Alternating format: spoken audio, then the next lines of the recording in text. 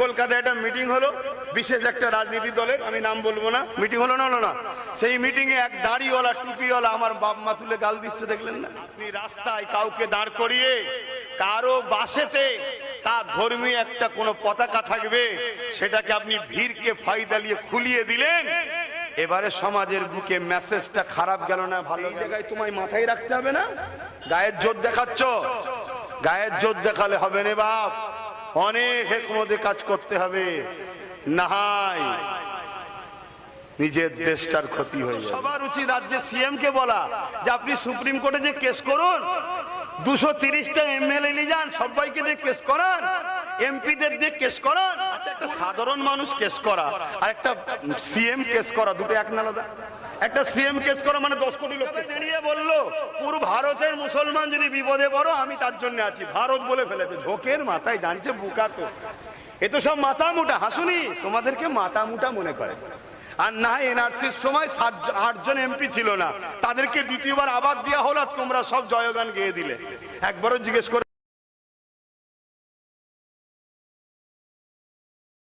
ছিলে যে 8টা কেন গেল না?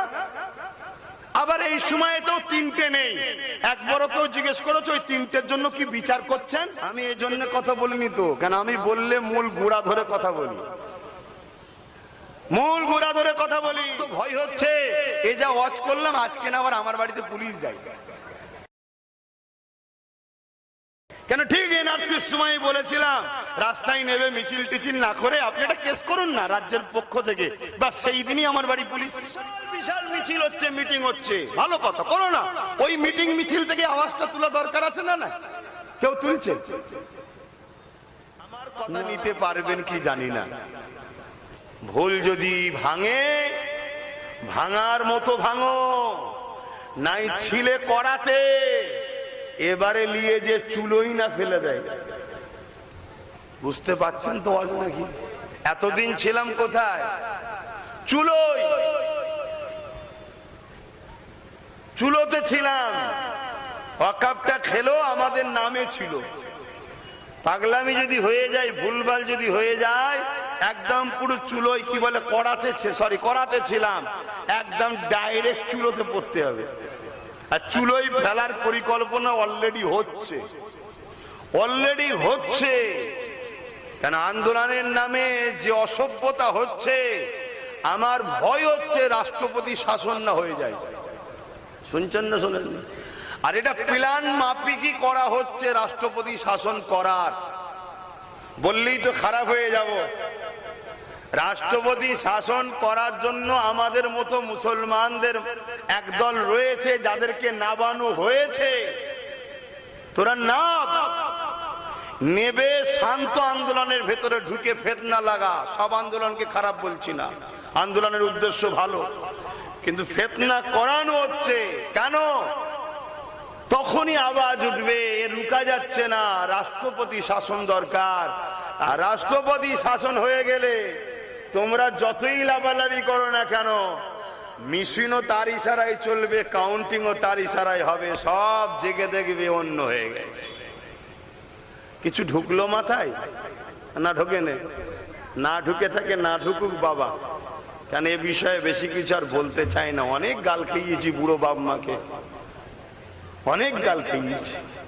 তোমরা যতই এক করো, তোমরা যত এক বলে আওয়াজ দেবে যে এক হও, এক হও, এক হও, মনে রাখবে তোমাদের পাশে আর একটা বড় শক্তি, যারা তোমাদেরকে ভাই বলে বুকে এখনো রেখেছে, তাদের কানে বীজ দেবে একদল লোক এক হওয়ার জন্য। তোমার ওই আওয়াজ ভুল হচ্ছে, তোমার ওই আওয়াজ ভুল হচ্ছে। তোমার আওয়াজ দরকার সংবিধান বাঁচাবার জন্য এক হও, সংবিধান বাঁচাবার জন্য এক হও।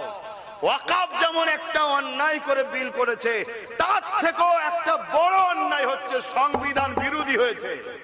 কথা মাথায় ঢুকছে না? ঢুকছে না। কদিন আগে দেখলেন না কলকাতায় একটা মিটিং হলো, বিশেষ একটা রাজনীতি দলের, আমি নাম বলবো না, মিটিং হলো না, সেই মিটিং এ এক দাড়িওয়ালা টুপিওয়ালা আমার বাপ মা তুলে গাল দিচ্ছে, দেখলেন না? দেখেছেন না? দেখেন না? দুঃখ লাগবে না?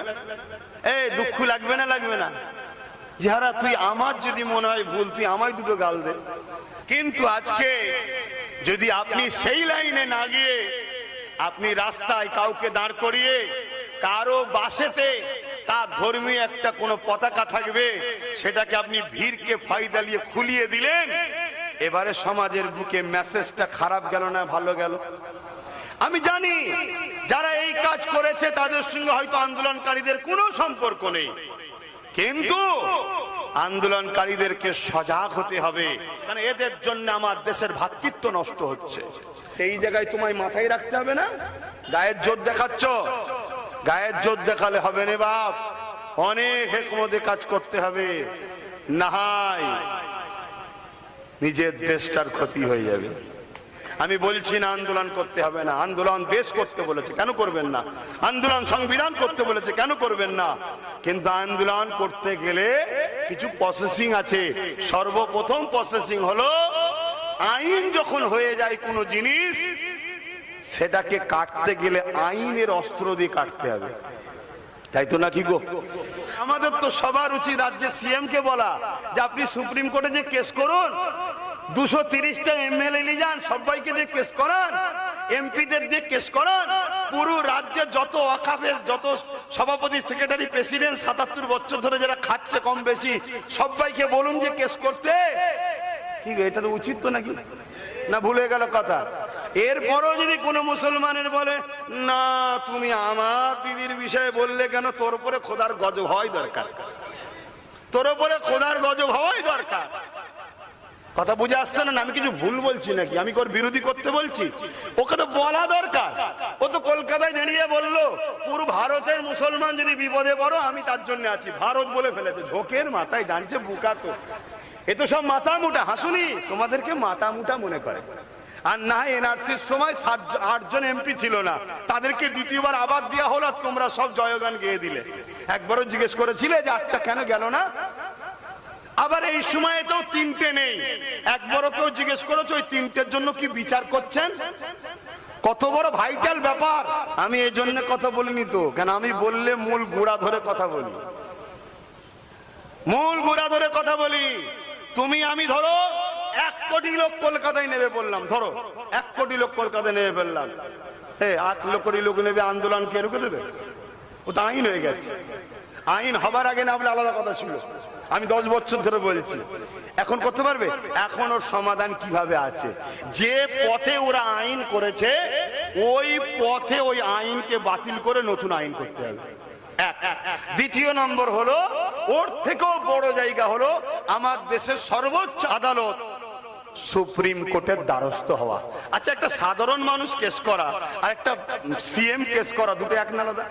একটা সিএম কেস করা মানে 10 কোটি লোক কেস করা, এটা তো মাথায় রাখতে হবে। তা তিনাকে ভালোবেসে বলা দরকার আছে না? না, আমি ঝগড়া করতে বলছি না, ভালোবেসে বলা দরকার তো, যে আপনি তো বলেছিলেন তো করুন। আমার তো ভয় হচ্ছে এ যা ওয়াচ করলাম আজকে না আবার আমার বাড়িতে পুলিশ যায় কেন? ঠিক এনআরসির সময় বলেছিলাম রাস্তায় নেবে মিছিল টিছিল না করে আপনি একটা কেস করুন না রাজ্যের পক্ষ থেকে, বা সেই দিনই আমার বাড়ি পুলিশ। জানেন তো নাকি? হ্যাঁ, তবে ও সব ভয় করি না। কেন? যদি ভয় করতাম তাহলে নিজের ভাইটাকে 42 দিন জেল খাটাতাম না, ও কথা আমি না 20। যদি ভয় করতাম তাহলে কথাবার্তা বলা বন্ধ করে দিতাম। না না, ওসব ভয় করিনি, ওসব ভয় করিনি। আমি এতটুকু মনে করি, দুনিয়ায় যদি তুমি কারো জন্য চিল্লাও, সে যদি তোমার সাথে থাকবে মনে করো আমি যখন আল্লাহর জন্য কথা বলছি আমার ঈমান আল্লাহ আমার সাথে আছে, এটাই আমার সবচেয়ে বড় পাওনা। বিশাল বিশাল মিছিল হচ্ছে, মিটিং হচ্ছে, ভালো কথা, করো না। ওই মিটিং মিছিল থেকে আওয়াজটা তোলা দরকার আছে না? না, কেউ তুলছে না? তোলেনি। শুধু একটাই কাজ চলছে। কি কাজ? বিগত দিন যা হয়েছে তাই কাজ। ওকে রুখতে একে দরকার, ওকে রুখতে একে দরকার। আরে বেরিয়ে চলে গেল, এখন আর রুখে কি করবি? এখন আপনি কি করছেন কৃতিত্ব সেটা দেখান।